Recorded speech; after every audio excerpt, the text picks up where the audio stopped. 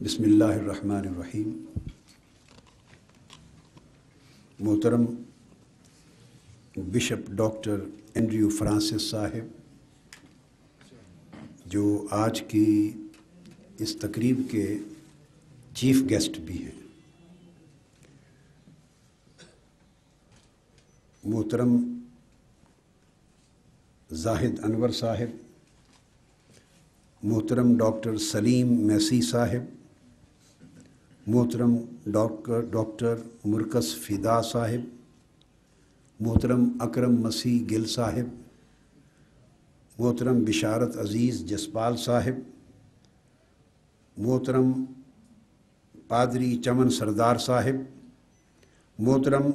Doctor William Johnson اور دیگر شرکائے تقریب اور مہمانان گرامی قدر، آج کی یہ تقریب جو کرسمس کی سیلیبریشن کے سلسلے میں تحریک منہاج القرآن کی طرف سے اور مسلم کرسچن ڈائیلاگ فورم MCDF کی طرف سے منعقد ہوئی ہے، جس میں ہمارے مسیحی بھائی، ان کے موقر اور محترم رہنما، ان کے دیگر مذہبی اور سماجی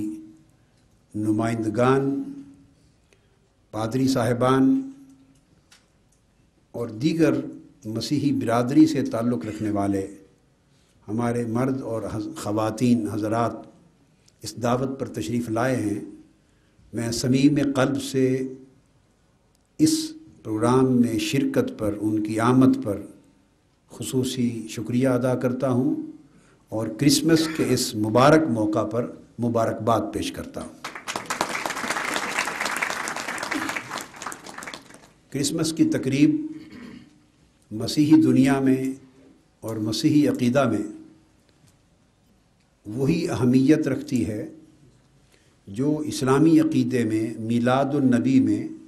عید میلاد النبی کی اہمیت ہے۔ 12 ربیع الاول کو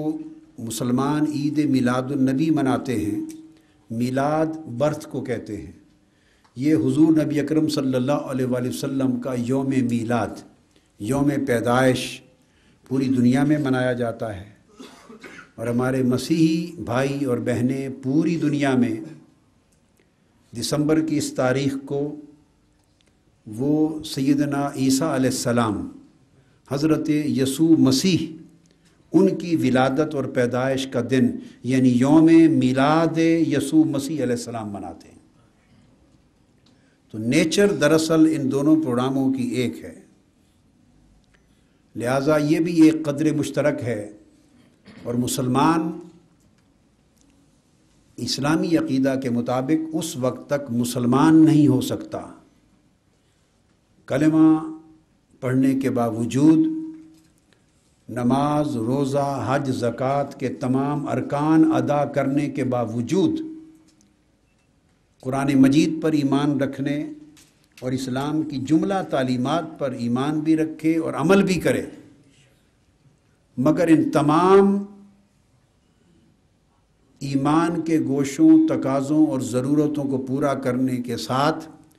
اگر وہ صرف ایک شک کا انکاری ہے، وہ یہ کہ سیدنا عیسیٰ علیہ السلام، حضرت یسوع مسیح علیہ السلام کی نبوت کا، رسالت کا، آپ کی بزرگی کا، آپ کے معجزات کا، آپ کی کرامت کا،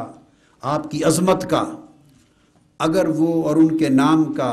اور ان کی بعثت کا اور ان کی وحی کا اور ان کے پیغام کا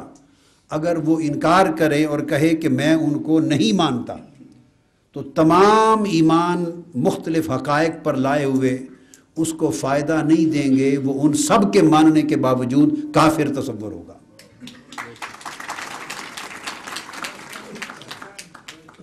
یہ اتنا اہل ایمان کے لیے پوری دنیا میں جب تقسیم کی جاتی ہے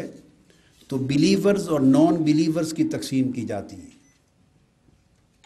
نان بلیورز کو کفار کہتے ہیں علمی اصطلاح میں، اور بلیورز ان کو کہتے ہیں جو اللہ کی بھیجی ہوئی وحی پر، آسمانی کتابوں پر، پیغمبروں پر ایمان لاتے ہیں، مذہب ان کا کوئی بھی ہو۔ تو جب بلیورز اور نان بلیورز کی تقسیم ہوتی ہے تو یہودی عقیدے کے ماننے والے لوگ اور مسیحی برادری اور مسلمان، یہ تین مذاہب بلیورز میں شمار ہوتے ہیں، یہ کفار میں شمار نہیں ہوتے۔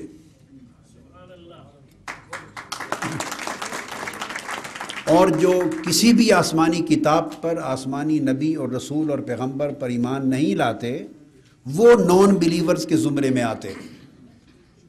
اور بلیورز میں پھر آگے تقسیم ہے اہل اسلام اور اہل کتاب کی۔ تو خود قرآن مجید میں کفار کے لیے احکام اور ہیں اور اہل کتاب کے لیے احکام اور ہیں۔ تو قرآن مجید کا اگر گہرائی سے مطالعہ کیا جائے اور سنت محمدی صلی اللہ علیہ وآلہ وسلم کا اور حضور السلام کی تعلیمات کا، تو واضح طور پہ یہ جو رشتہ اور تعلق ہے ایمان کا، وہی آسمانی کے ماننے کا، آخرت پر ایمان لانے کا، انبیاء، رسول اور پیغمبروں اور اللہ کی بھیجی ہوئی وحی پر ایمان لانے کا، جزا اور سزا پر ایمان رکھنے کا، اعلیٰ ازل قیاس، یہ وہ مشترکات ہیں جن کی بنیاد پر یہ دو عقیدے اور مذہب بہت قریب ہو جاتے ہیں۔ آپ اپنے گھر میں آئے ہیں، قطعاً کسی دوسری جگہ پہ نہیں۔ آپ کی عبادت کا وقت ہو جائے تو ابھی مسلمان عبادت مسجد میں کریں گے، اگر آپ کی عبادت کا وقت ہو جائے تو مسجد منہاج القرآن کسی ایک وقت کے ایونٹ کے لیے نہیں کھولی تھی، ابد الاباد تک آپ کے لیے کھلی ہے۔ یہ اس لیے نہیں کھولی تھی کہ کبھی ایک وقت کوئی سیاسی کام تھا یا سیاسی دور تھا، یا شاید کوئی سمجھے کہ اس وقت کی کوئی سیاسی ضروریات میں سے تھی۔ اب تو میری کوئی سیاسی محتاجی نہیں ہے، اب تو میری کوئی سیاسی محتاجی نہیں ہے۔ آپ سب کو اس بیان سے بری و ذمہ کرتے ہوئے، کیونکہ میں نے بھائی آپ کو بری و ذمہ کرتے ہوئے، اب تو جو سیاست کے اوپر قابض اور غالب ہے، میں تو انہیں جوتے کی نوک سے ٹھکرا چکا ہوں، جوتا مار چکا ہوں، کوئی ضرورت نہیں ہے سیاست۔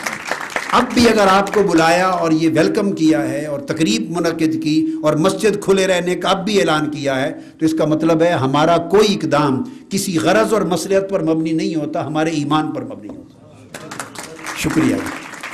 تو میں کہا کہ آپ اپنے گھر آئے ہیں، آپ بڑا ریلیکس فیل کریں، خوشی محسوس کریں، اور اپنی جو تقریب ہے، بس میرا خطاب ہو چکا، اب میں چاہوں گا کہ سارا وقت مہمانان گرامی استعمال کریں۔ شکریہ، السلام علیکم۔ آپ گیت کے لیے ہمارے درمیان تشریف لائے ہیں آئی جی ایم کوائر اور ان کے ساتھی، ان سے درخواست کریں گے کہ وہ تشریف لائیں اور کرسمس کے حوالے سے خصوصی گیت جو ہے وہ مہمانان گرامی کی نظر کریں۔